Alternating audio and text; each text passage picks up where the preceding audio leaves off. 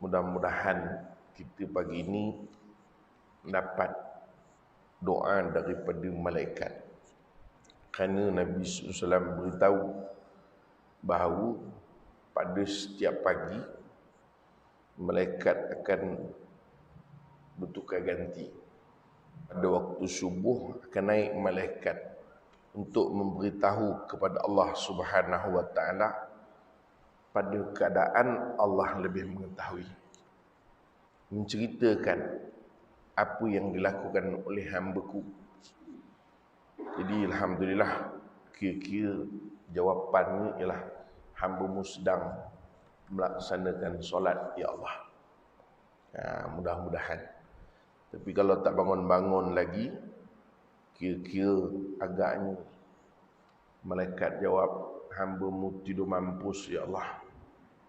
Tak bangun-bangun lagi nampaknya. Kan itu hadis sahih, ya ta'aqabuna fikum malaikatun bil laili wa malaikatun bin nahar. Jadi makna penting juga, ya, subuh ini kerana ada penyaksian daripada malaikat. Kita sekarang ini berada pada satu zaman yang mana barangkali kalau boleh untuk kita lihat sedikit kepada suatu gambaran yang diberikan oleh Nabi sallallahu alaihi wasallam. Kerana di sana ada sebuah hadis yang disebutkan daripada Rasulullah sallallahu alaihi wasallam. Hadis yang diriwayatkan daripada An-Nu'man bin Bashir radhiyallahu anhu. Hadis ini hadis hasan riwayat Imam Ahmad. Satu ketika bila Nabi sallallahu alaihi wasallam memberitahu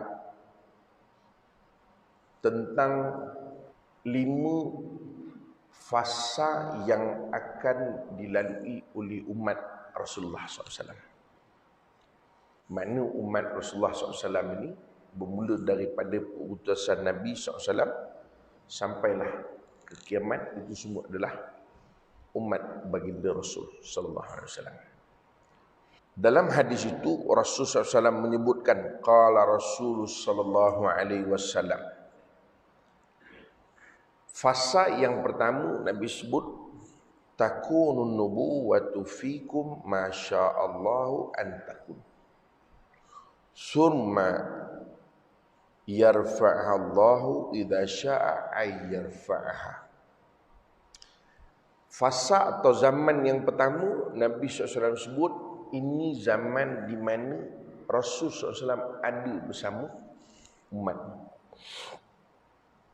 Ini kalau kita tengok lebih kurang dalam 23 tahun baginda menerima wahyu sehinggalah wafat pada hari Isnin 12 Rabiul Awal. Pada usia baginda Rasul sallallahu alaihi wasallam 63 tahun. Ini adalah fasa yang pertama. Pertama, kita tak hidup zaman. Zaman yang pertama ini adalah zaman terbaik. Kenapa? Kerana Nabi SAW ada pada kita. Masa itu wahyu pun sedang turun, yang disebut sebagai zaman penurunan wahyu. Makna ketika itu kehidupan manusia dipandu sepenuhnya oleh wahyu. Laki bini berkelahi, wahyu turun. Orang mencuri, wahyu turun. Berhutang, wahyu turun. Bercerai, wahyu turun. Berjual beli, wahyu turun. Makna dalam semua keadaan ketika itu Allah memberikan panduan dengan wahyu. Jadi bila sebut panduan dengan wahyu, maknanya zaman itu adalah zaman terbaik. Sehingga kan di dalam perang pun dipandu oleh wahyu. Satu ketika di dalam peperangan Badar, ketika mana Rasulullah SAW memilih tempat untuk nak berhadapan dengan kaum Quraisy ataupun musyrikin Mekah ketika itu, sahabat bertanya kepada Nabi SAW, "Ya Rasulullah, apakah tempat ini pilihanmu atau wahyu?"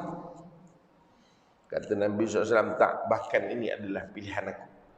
Kata sahabat, "Ya Rasul, kalau ini pilihanmu, aku cadangkan kita berada di satu kawasan yang di sana.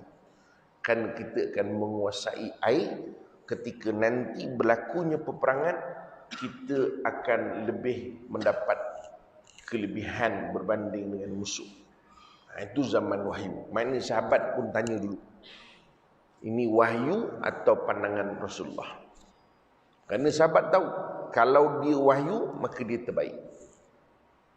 Sebab itu zaman yang pertama ni tuan-tuan, kita lihat sehingga orang nak khianat kepada Nabi SAW pun, Sayyidina Jibril AS turun kepada Nabi. Teringat dalam peristiwa di mana Rasulullah SAW balik daripada dakwah di Taif. Dalam riwayat dinyatakan, ditanya kepada Sayyidatina Aisyah radhiyallahu anha, apakah keadaan yang mungkin getir sebagaimana keadaannya Nabi SAW berada di medan Uhud. Kan dalam peperangan Uhud pada tahun ketiga Hijrah, Rasulullah SAW hampir dibunuh dan Allah menyelamatkan baginda Rasulullah SAW dan memelihara baginda. Maka kata Sayyidatina Aisyah radhiyallahu anha, suasana yang begitu memberi kesan kepada Nabi SAW ialah pada ketika Nabi berdakwah di Taif. Kerana Nabi dakwah di Taif, orang Taif tak terima Nabi SAW. Bukan tak terima saja, bahkan ditolak dan dihina, dikeluarkan daripada bumi Taif dengan penuh penghinaan kepada Rasulullah SAW. Sebab itu Rasulullah SAW balik daripada Taif.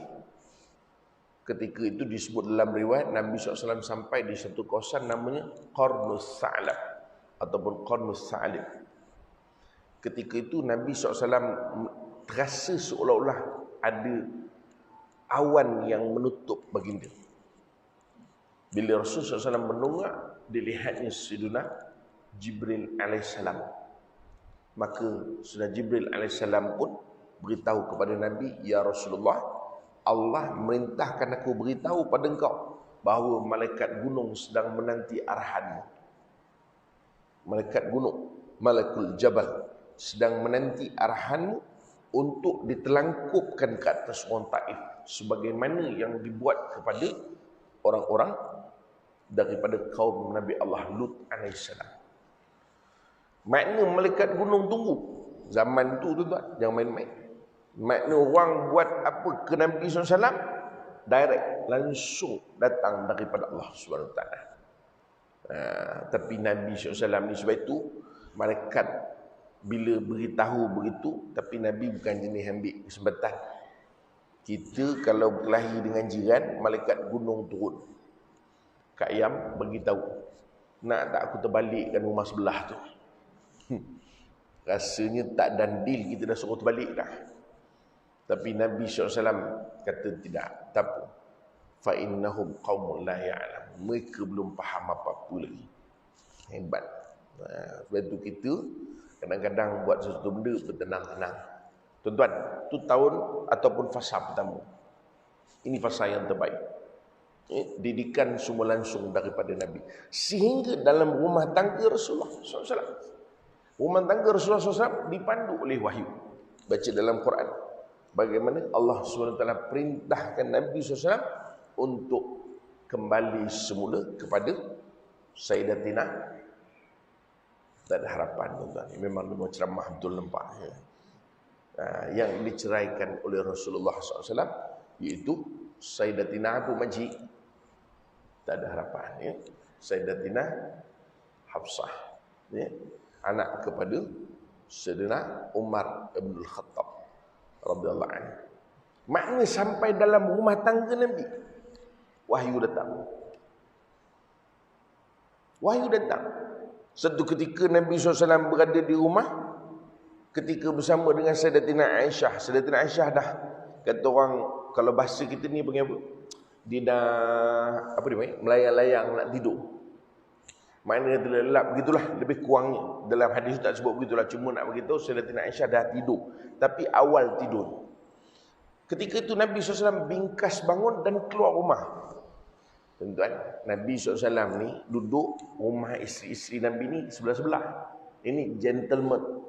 Lain kali kalau nak poligami, ikut cara Nabi. Ini poligami, tahu berpoligami ni bila dah mati. Atau ketika masuk hospital. Tu pun siap berkelahi kat hospital. You siapa? Dia kata, saya bini dia. Oh, inilah perempuan yang selalu ganggu rumah tangga saya, kata dia. Dia kelahi dua kat hospital. Kawan tu dah separuh mati dah tu. Baru tahu ada poligami. Datang nurse marah dulu sekali. Puan dua-dua kalau nak berkelahi, duduk luar. Ini hospital. Dia pula marah nurse tu.